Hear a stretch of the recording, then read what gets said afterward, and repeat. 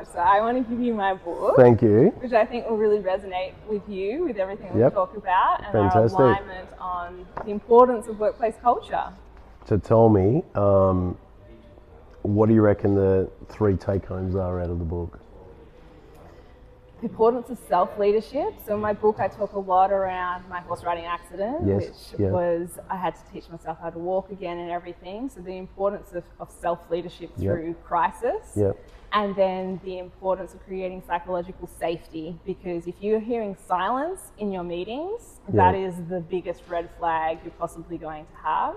And then as a leader, the courage to be challenged by your team and sit there and really kind of hold space for like, I need to show up to be the best version of me for that team. Every time the team changes, the best version of you has to change as well. Yeah. And that's really tough as a leader to go, I need to adapt to the new ecosystem of my team.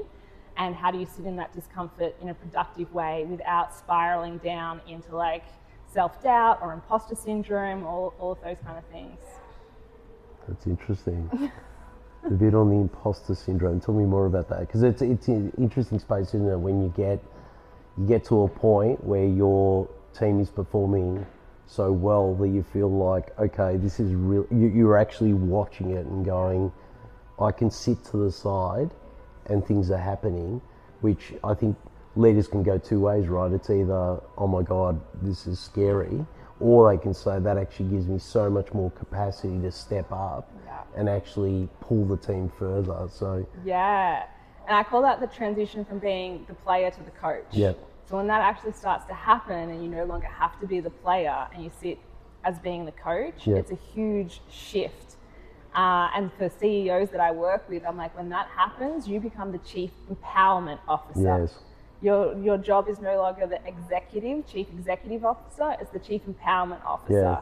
So you've got to sit back, give them the space to play the game, but just as a coach on a footy field, when you're starting to see things, tweak things, but that gives you the space to then be in the future. Yes. Now you can work on the business, not in the business. Yeah. You can start spending time looking at the trends, what's going to happen with the movement in the stock market, even if it's a different industry. So you're in pharmaceuticals, but if there's a movement in the fashion industry, how is that going to somehow ripple effect into the pharmaceutical industry as well?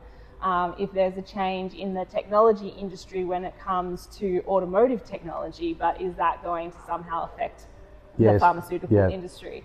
So the more CEOs can get to that chief empowerment officer and spend that time looking outside of their industry and predicting the ripple effects from other industries, the quicker they can get ahead of the game. And they come back to their team, they're like, this is where I think is going to happen. What is our playbook if this happens? What is our playbook if, you know, with Trump and America, if Trump moves left on a certain issue, what's our playbook? If he moves right on a certain issue, because he moves very quickly, so you wake up overnight and something's happened. Yes. So you got to have your team ready to not only develop, but play the playbook as well. And so that's where I think it's really exciting for high-level leaders to be able to strategize, go, we've got this play, we've got that play, we've got this play. Do we all understand it? If we're going with this play, do we have the resources to execute it? How quickly can we get up and running to execute that? And then you have the budget talks of like, all right, I need a little slush fund, because if we do have to play that game, I need $2 million really quickly. So how can I have that $2 million sitting there? And if I don't have to use it, great. If I have to use it, I can get it quickly. How do you get people to put that money aside?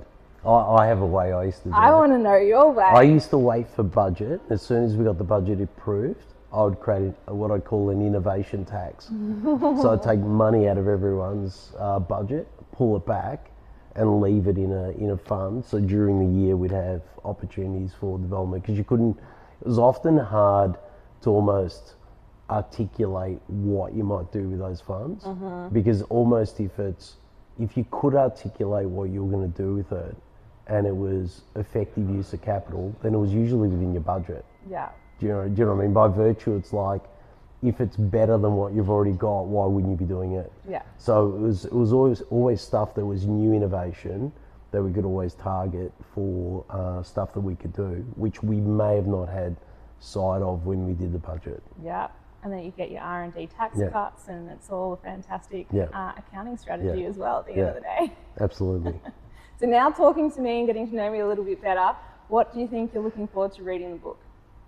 Reading in here, I think you've got obviously a very strong focus on culture and how it fundamentally drives a business.